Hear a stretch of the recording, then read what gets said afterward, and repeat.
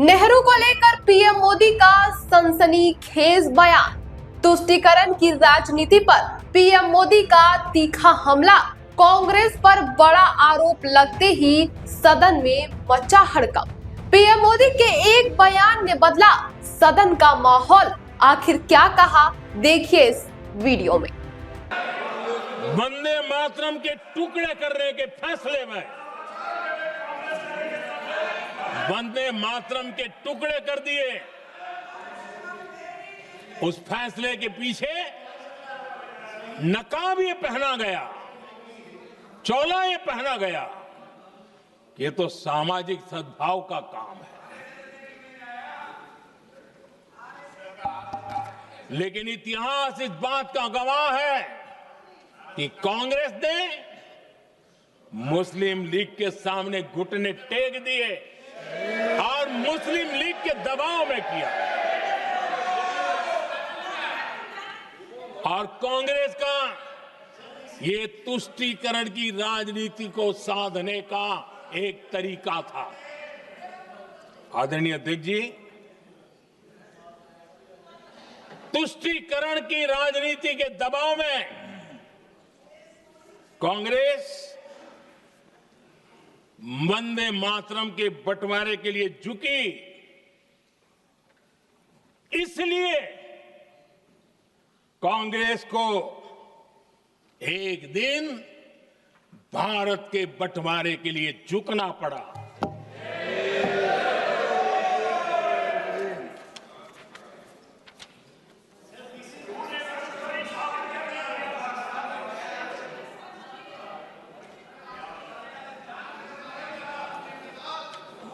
मुझे लगता है कांग्रेस ने आउटसोर्स कर दिया है।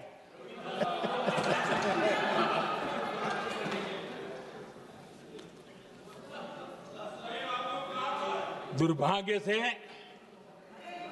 कांग्रेस की नीतियां वैसी की वैसी थी है। और इतना ही नहीं, आईएनसी चलते चलते एमएमसी हो गया है।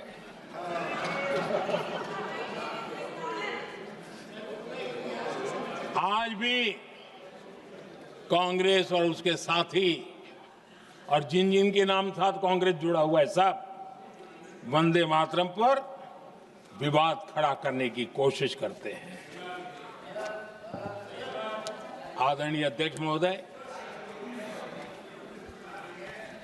किसी भी राष्ट्र का चरित्र, उसकी जीवटता,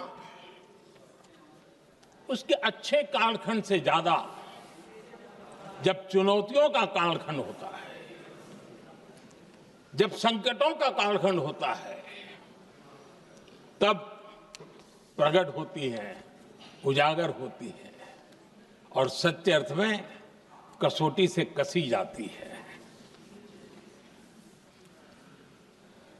जब कसौटी का काल आता है, तब ही ये सिद्ध होता है कि हम कितने दृढ़ हैं, कितने सशक्त हैं, कितने सामर्थ्यवान हैं।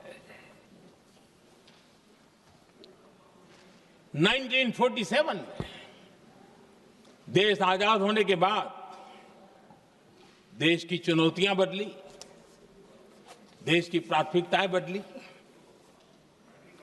लेकिन देश का चरित्र, देश की जीवटता वही रही, वही प्रेरणा मिलती रही।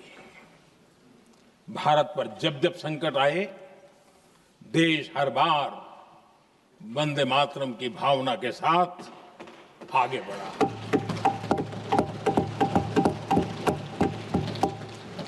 बीच का कालखंड कैसा गया जाने दो, लेकिन आज भी 15 अगस्त 26 जनवरी की जब बात आती है, हर घर तिरंगा की बात आती है, चारों तरफ भाव दिखता है, तिरंगे झंडे फहरते हैं। एक जमाना था जब देश पर खाद्य का संकट आया, वही वंदे मातरम का भाव था। मेरे देश के किसानों ने अंदर के भंडार भर दिए और इसके पीछे भाव वही है, वंदे मातरम। जब देश की आजादी को कुचलने की कोशिश हुई, संविधान के पीठ पे छुरा भोंक दिया गया, आपातकाल थोप दिया गया। यही वंदे मातरम की ताकत थी कि देश खड़ा हुआ और प्रयास करके रहा। देश पर जब भी युद्ध थोपे गए, देश को जब भी संघर्ष की नौबत आई, यही वंदे मातरम का भाव था। देश का जवान सीमाओं पर अड़ गया और मां भारती का झंडा फहराता रहा, विजय से प्राप्त किया।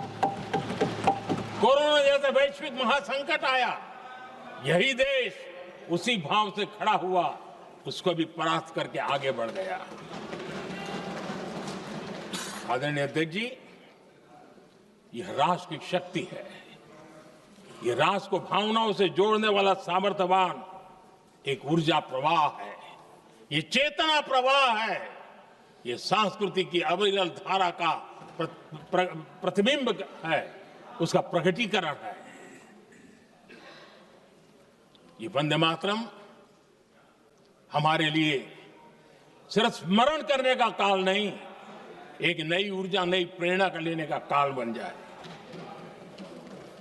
और हम उसके लिए प्रति समर्पित होते चले। और मैंने पहले कहा, हम लोगों पर तो कर्ज है वंदे मातरम का। वही वंदे मातरम है जिसने वो रास्ता बनाया, जिस रास्ते से हम यहां पहुंचे हैं, और इसलिए हमारा कर्ज बनता है।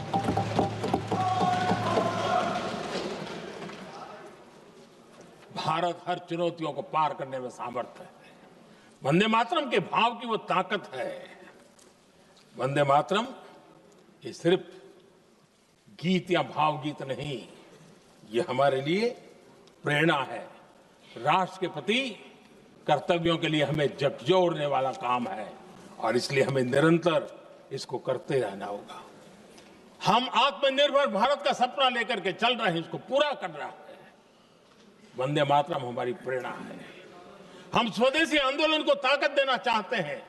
समय बदला होगा, रूप बदले होंगे, लेकिन पूज्य गांधी ने जो भाव व्यक्त किया था, उस भाव की ताकत आज भी मौजूद है और वंदे मातरम हमें जोड़ता है। देश के महापुरुषों का सपना था स्वतंत्र भारत का। देश की आज की पीढ़ी का सपना है समृद्ध भारत का। आजाद भारत का सपने को सिंचा था वंदे भारत की भावना है, वंदे मातरम की भावना ने। समृद्ध भारत के सपने को सींचेगा वंदे मातरम की भावना। उसी भावना को लेकर के हमें आगे चलना है और हमें आत्मनिर्भर भारत बनाना।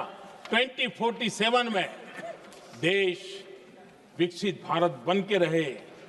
अगर आजादी के 50 साल पहले कोई आजाद भारत का सपना देख सकता था, तो 25 साल पहले हम भी तो समृद्ध भारत का सपना देख सकते हैं, विकसित भारत का सपना देख सकते हैं और इस सपने के लिए अपने आप को खपा भी सकते हैं। इसी मंत्र, इसी संकल्प के साथ वंदे मातरम हमें प्रेरणा देता रहे।